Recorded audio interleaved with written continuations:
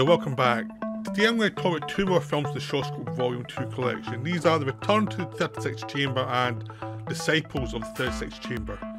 Now, both of these films are wonderful.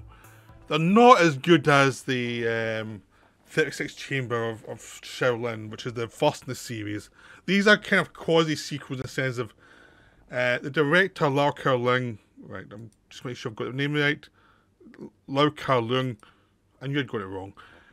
He didn't like do a typical sequel, which is basically retelling the story of the first one. He wasn't very keen in doing that. And he knew there was a formula to this 36 Chamber stories. It's someone training and learning techniques through life, things you do in life, learning them to build up your strength and learn the techniques to become a good fighter. So it's hard to do a sequel that was just basically a remake of the first one. So he got inventive. First of all, he made the other two films over time. Like, one was made in 1980, one was made in 1985, which was almost the end of the Shaw Brothers studio system. So he did one every so often. So there was a massive demand for these films, but he did not just jump into them, because they were making film after film, the Shaw Brothers, so he could have made one like the next year quite easily, but he never. He took his time. And what he did was always just find a new way to do it, which was a different character and a different situation. And so he could always bounce it off what was the conventions already established in the first film. And he made both the sequels comedies. The first film had humour, but these two other films were just as much comedies as they were kung fu movies. So they both starred Gordon Lui, although in the third film he was more of a supporting part than a lead part. But in the second one, he plays a con artist who is a loser, but he looks just like the young Sandu, who was the Gordon Liu's character in the first Shaolin film. So he can pass as a young version of that. No, because obviously he played the same actor who played the part in the first one. And he's the brother of this guy who works in this clothing dye factory, who basically take the white sheets and dye them to different colours to make clothes. And his boss, who are Manchurians in their hands, the working class are Han Chinese, they are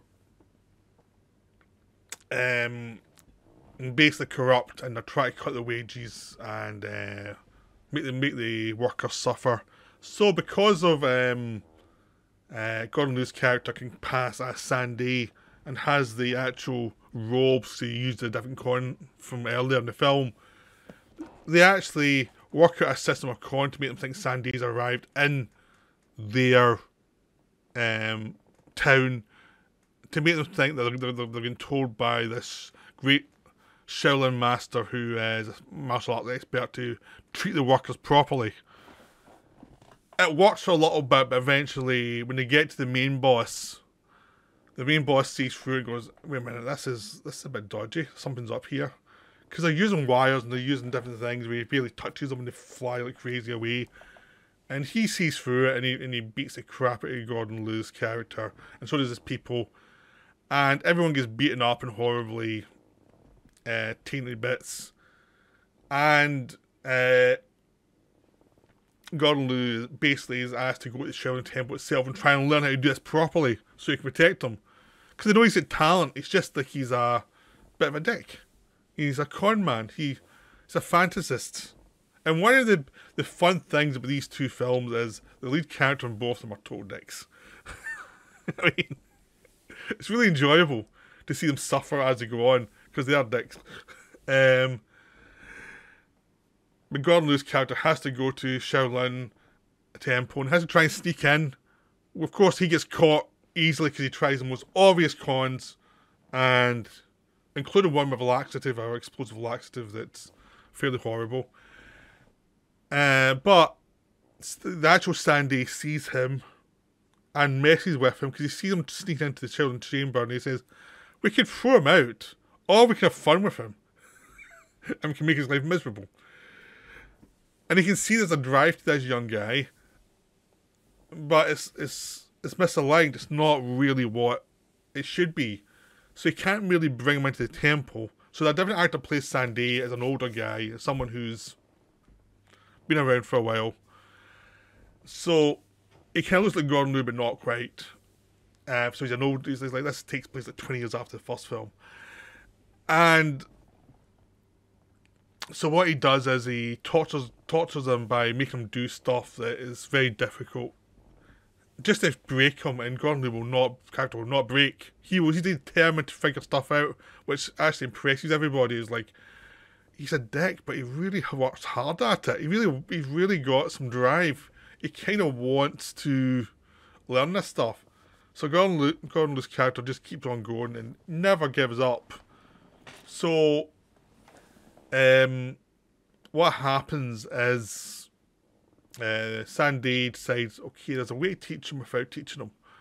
So he tells him to build up all these scaffolds all over the Shaolin Temple, because they've had them in the temple for a bit and they've fed them. It's like, we owe us something. So build these scaffolds, we'll call it even. It'll take you about a year. And Gordon's like, oh my god, a year? But as he's building these scaffolds, he's learning he's watching how they train as he's building it. And he's practicing techniques as he's doing scaffolding. Through the scaffolding, he actually works out how to do scaffolding quickly. And he's actually learned how to do Kung Fu without knowing it. So the fun thing is just watching him slowly learn how to do the martial arts he wants to be trained at, but he's so dumb he doesn't realise he's been trained in that. So at the end of the year, they tell him to, okay, take it all back down now. And he loses his temper and walks out, which is a funny scene. Not realising he's just been trained in a year. And this is the whole thing with this film is, in the first film, it took him 7 years, Sandy 7 years to learn all that stuff. But in this one, he's not going through the whole Shaolin monk thing. Like, it does take all that time. He's learning the quick version. So it only takes him a year. And it is a kind of parody of the first film in a sense. Like, he's having some fun with we can make you a great martial arts person, but let's do it in a year instead and have some fun with it. But also, it still sticks to the idea of, to learn this stuff, you need to know practical things to build your strength up and how to turn what you're learning in the natural world into something practical when you're fighting. It's all about making sure your wrists are strong, your arms are strong, you can get out of things, you can put yourself out of things, you're agile, which he learns to do over a year. It's only when he goes back and deals with his friends who are now homeless and in terrible condition that he realises that, oh yeah, he does know Kung Fu, he was taught that stuff.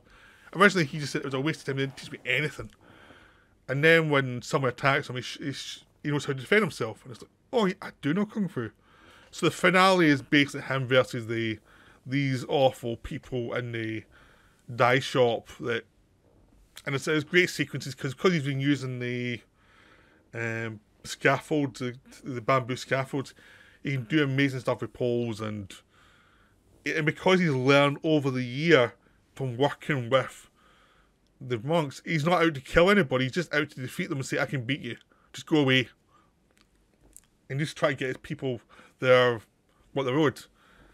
So there is a gradual progression. He's still arrogant, he's still a dick, but he means well. He's just like, it's a personality excess that everyone just has to deal with him. It's just like, he is this person, it's like, you're never going to kill this off him from... But he does learn to go from being someone who's a total user to someone who actually cares. And it takes time. It's in progression. Like, he feels bad because he blows the thing early on for his friends. So he feels bad, so he does go to the Shaolin Temple, even though he doesn't really want to. And he does put the effort into trying to get better. And by doing that, he does become a better person. It's just like, he's so dumb, he's unconscious of all these things he's doing. So it's a very enjoyable character. Gordon Lui gets to do a lot of different things. So it's not the same thing as the first film. But he's doing the bamboo stuff, which is very different martial arts techniques. Which was, if you've seen Shang-Chi, the Marvel film, you'll see where a lot of that stuff came from. A lot of Shang-Chi came from this film. So Return from the 36th Chamber, or To the 36th Chamber, is wonderful. It's not as good as the first one, but it's damn entertaining. It's one of the films you could just chuck on any time and have a good time with it. It's so much fun. Because the comedy stuff works, the martial arts stuff works, the villains are good, enjoyable bastards, but they're low-level scumbags, so even at the end when they're defeated, it's a case of they were good enough to be a threat, but it means they can end the story without having to make him a rebel or anything. It's just like, this is a local problem he has to deal with. At the end of the film, he deals with it. But they're enjoyable. Now, Disciples of the 36th Chamber is a different film. It's a film where the lead character is aggressively annoying and egotistical. It's like it's based on a character from Chinese myth that has been played in different films by different actors like Jet Li and Alexander Shung, who was one of the Alexander Fung, who was in a lot of Shaw Brothers films.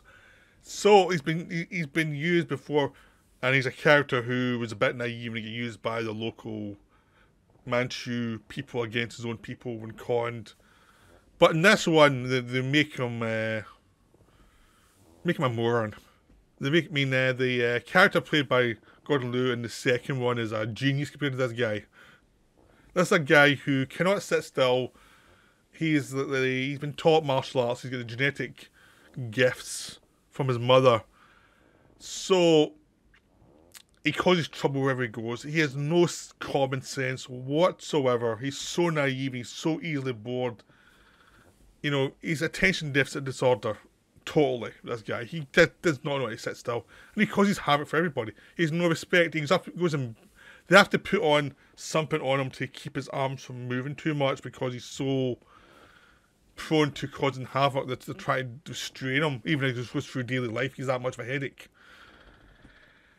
So through the film, he just causes more and more trouble throughout. And it's really fun. It's fun to see a character this obnoxious who, even by the end of it, hasn't learned that much. He's learned a little bit, but it's kind of like The Simpsons, where at the end of one episode, that's Homer, have you learned anything from this? He goes, honey, I have not learned a thing. And it's like, this is that character. He basically learns almost nothing. Beyond, do not trust the Manchus, which is so obvious from the start that no one trusts him apart from him. He's that stupid. So the plot is, he gets in trouble. At school, he manages to ruin inspection and make a fool of the inspector, making it very hard for the school to survive, which doesn't really bother him because he doesn't want to go to school in the first place. But he's that selfish. He's actually he's the eldest character in the kiddie class. Like, he's still in the kiddie class. Everyone else has moved on to the bigger class. He's still in the kiddie class because he's such a pain, and he doesn't learn anything.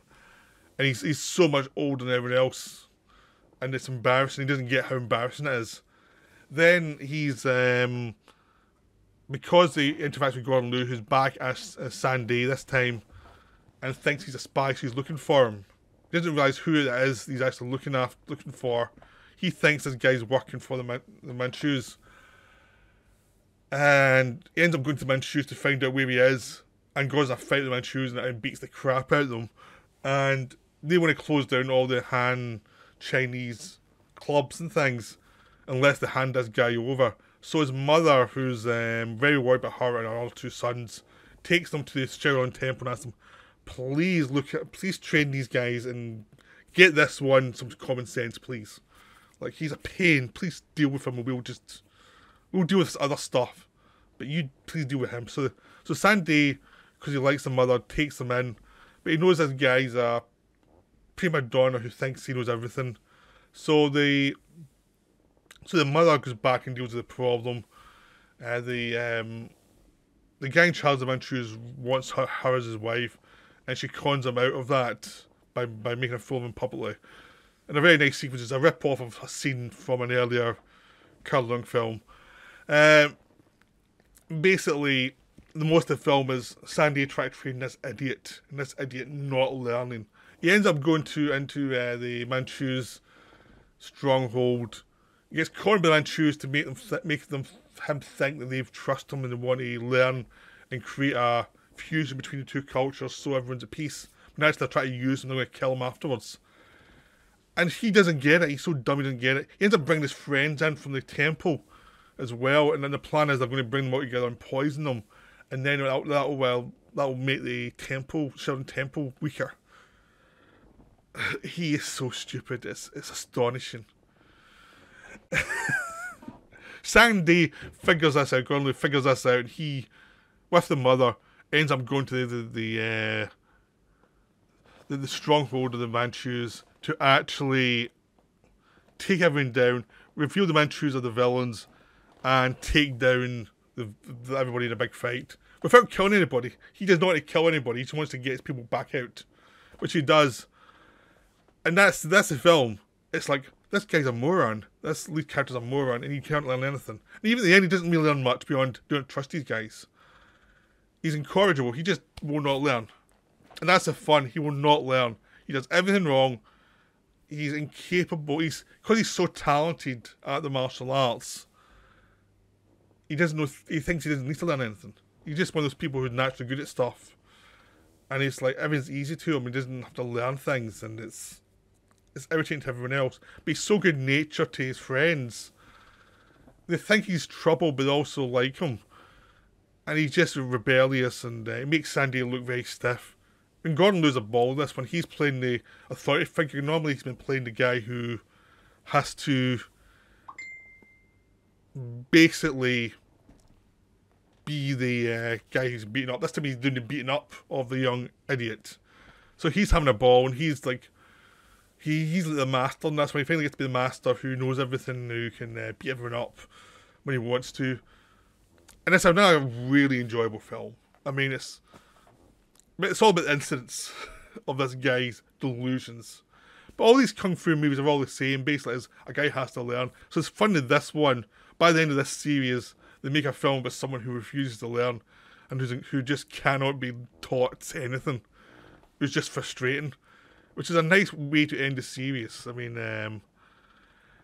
and both these films are so enjoyable. They are not on the same level as the first one, but they're so good. They're so well made, and they're so fun that it's irresistible watching them. It's like, well, you wish the third in the series of most films were as good as The Disciples of 36 Chamber, because this is wonderful. This is just wonderful. All three of these films are wonderful. First one's the best one. The other two are very enjoyable sequels that are, in any other series, would be the best one in the series. But because they're connected to the original film, they're not, because that film was just a step up from everything. But these two would be the best in the series of most other series. So, I highly recommend these two films. Go watch them. If you've got Volume 2, just go watch them. They're so good. So I hope you enjoyed this video. That's me for now. I'll be back later with some more. Right, bye.